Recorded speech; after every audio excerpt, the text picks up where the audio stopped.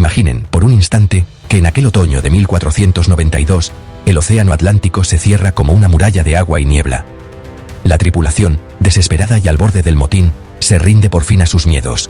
Cristóbal Colón, derrotado por el horizonte infinito y la impaciencia de sus hombres, ordena virar las carabelas y regresa a España sin haber avistado jamás las costas de Guanani.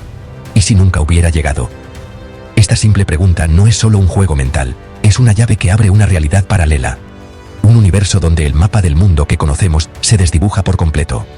Para comprender la magnitud de este no evento, debemos recordar el contexto.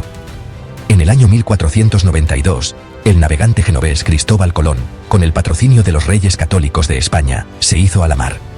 Buscaba una nueva ruta comercial hacia las Indias, hacia las lejanas y codiciadas tierras de las especias en Asia. Pero en su travesía, se topó con un obstáculo imprevisto, un continente entero del que los europeos no tenían noción. El éxito de la expedición de 1492 a menudo se presenta como algo inevitable, un paso lógico en la era de los descubrimientos.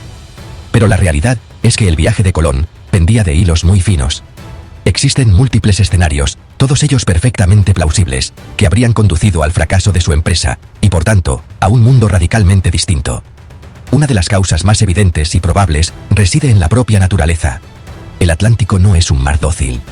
Una tormenta más violenta, un huracán fuera de temporada en el Caribe podría haber enviado fácilmente a las frágiles carabelas al fondo del océano, sin dejar rastro ni supervivientes que pudieran contar la historia de su intento fallido. El mar que le abrió el camino a un nuevo mundo pudo habérselo tragado para siempre. Otra posibilidad muy real se encontraba en la psicología de la tripulación.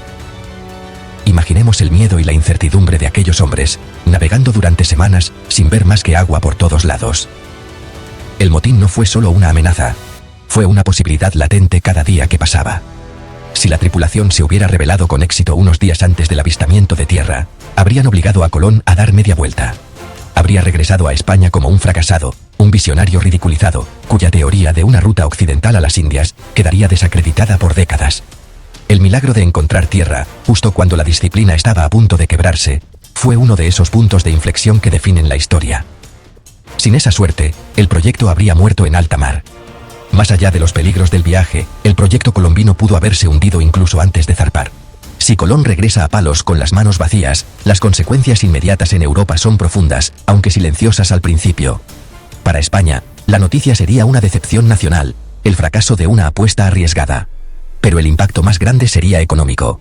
El torrente de oro y plata que vino de las Américas simplemente no existiría. Sin las minas de Potosí y Zacatecas financiando sus ejércitos, el Imperio español no habría podido sostener sus ambiciosas guerras en Flandes, Italia, contra el Imperio otomano. La Casa de Austria no alcanzaría esa hegemonía abrumadora. Sin el tesoro americano, la economía del viejo continente evolucionaría por un camino muy diferente. La masiva inflación conocida como la revolución de los precios no tendría lugar de la misma manera. El centro económico de Europa podría no haberse desplazado tan decisivamente hacia el Atlántico. En cambio, las rutas comerciales tradicionales hacia Asia ganarían importancia. Portugal, bordeando la costa africana, se consolidaría como la principal potencia naval y comercial. Sin el intercambio colombino, Europa dependería más de los cereales tradicionales. Las hambrunas periódicas serían una amenaza más severa. Europa sería un continente con menos recursos, más vulnerable y con un estómago más vacío. Al otro lado del Atlántico, la ausencia de las 3 carabelas en 1492 significa algo muy simple pero trascendental. El fracaso de Colón les concede un respiro histórico, una continuación de sus propios procesos de desarrollo, sin la interferencia abrupta y violenta de una fuerza externa. No se enfrentarían a la llegada de Hernán Cortés o Francisco Pizarro en las décadas siguientes. Sus complejos sistemas sociales, políticos y religiosos seguirían evolucionando según sus propias lógicas internas. Esto no significa, en absoluto, que el continente americano fuera un paraíso de paz y armonía. La historia de estas civilizaciones estaba marcada por la guerra, la conquista y la expansión. El imperio azteca continuaría exigiendo tributos a los pueblos sometidos. Eso generaría tensiones que podrían haber llevado a grandes rebeliones internas o a nuevas alianzas. En los Andes, el Tahuantinsuyo seguiría enfrentando el desafío de administrar un territorio inmenso y diverso. La guerra civil entre Huáscar y Atahualpa habría ocurrido de todos modos. Su desenlace habría sido puramente andino, sin la intervención de un tercer actor con armas de fuego y caballos. Sin la llegada de los europeos, las enfermedades del viejo mundo no diezmarían a las poblaciones nativas. Sociedades con una demografía robusta habrían tenido una mayor capacidad para defenderse de futuros contactos. ¿Habrían los incas perfeccionado su sistema de quipus hasta desarrollar una forma de escritura? ¿Habrían los pueblos mesoamericanos comenzado a experimentar con la metalurgia del bronce? El viaje de Colón no solo transportó hombres y ambiciones, sino también un ejército invisible de microbios. En nuestra historia, la llegada de los europeos a América desató una catástrofe demográfica sin precedentes. Enfermedades como la viruela, el sarampión, la gripe, el tifus, comunes en Eurasia, y para las que los europeos habían desarrollado cierta inmunidad, resultaron letales para las poblaciones americanas. Si Colón no llega, esta unificación de las enfermedades del mundo se pospone, y la historia demográfica del planeta cambia de forma radical. Sin este colapso poblacional masivo, el continente americano en el siglo XVI y el siglo XVII sería un lugar mucho más poblado. Las grandes ciudades como Tenochtitlán o Cusco no se convertirían en epicentros de la muerte, sino que continuarían creciendo y desarrollándose. La fuerza de trabajo no desaparecería, lo que alteraría completamente la dinámica económica y social. Las sociedades indígenas no se verían debilitadas hasta el punto de la desintegración, conservando la capacidad humana para cultivar sus tierras, mantener sus ejércitos y continuar sus tradiciones. El viaje de Colón inició lo que hoy conocemos como el intercambio colombino, una transferencia masiva no solo de genes, microbios, plantas, animales, tecnologías, conocimientos. Para Europa, esto significa la ausencia de productos que hoy consideramos fundamentales. Imaginen pues, una Italia sin tomates, una Irlanda sin patatas, una Suiza sin chocolate. La cocina europea sería más pobre, y la seguridad alimentaria, más frágil. El caucho permanecería como secreto del Amazonas.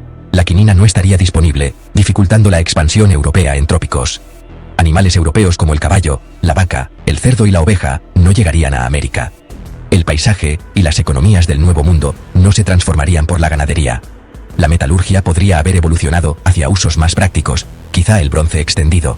La rueda podría hallar usos limitados por geografía y ausencia de tiro. El ingenioso sistema maya y los quipus incas habrían seguido evolucionando, creando registros originales. En lugar de la imposición del cristianismo y de lenguas ibéricas, miles de lenguas y religiones indígenas continuarían floreciendo y transformándose orgánicamente. El fracaso de Colón no habría detenido la curiosidad europea, simplemente la habría redirigido. Con la ruta occidental desacreditada, Portugal se convierte en protagonista indiscutible hacia el Índico. Lisboa se fortalece, especias, seda y lujos alteran el equilibrio de poder europeo. Inglaterra no se queda de brazos cruzados. Francia tampoco. Intensifican la búsqueda por el Ártico hacia Asia. Un descubrimiento norteamericano por ingleses o franceses, pero más tarde. Los iroqueses, los algonquinos. El contacto sería con confederaciones organizadas. Colonización tardía y distinta. Enclaves comerciales, foco mercantil, no exenta de violencia, pero menos militarizada por ausencia de grandes minas. Otra posibilidad, si China no se repliega, sus juncos podrían cruzar el Pacífico. Una expedición china llegando a California o al Perú. Intercambios tecnológicos y culturales entre potencias comparables. Por un tiempo, Europa podría quedar al margen de la ecuación global. La ausencia de la colonización temprana de América impacta al comercio transatlántico de esclavos. Sin plantaciones de azúcar, tabaco y algodón, y sin minas americanas, la demanda esclavista no escala igual. África no sufriría la misma sangría demográfica y social, sus reinos siguen otras trayectorias. En Europa, menos riqueza esclavista ralentiza el surgimiento capitalista y quizá la revolución industrial. Un mundo menos globalizado y quizá menos desigual norte-sur. Reflexionar sobre un mundo sin el viaje de Colón en 1492 es mucho más que un ejercicio de ciencia ficción histórica, es una herramienta poderosa. Nos permite comprender que la historia no es un guión prescrito, un barco que se hunde, un motín que triunfa, una financiación que se niega. Pequeños eventos cambian imperios. Este viaje alternativo revela la resiliencia y el potencial de las civilizaciones americanas y una diversidad cultural mayor.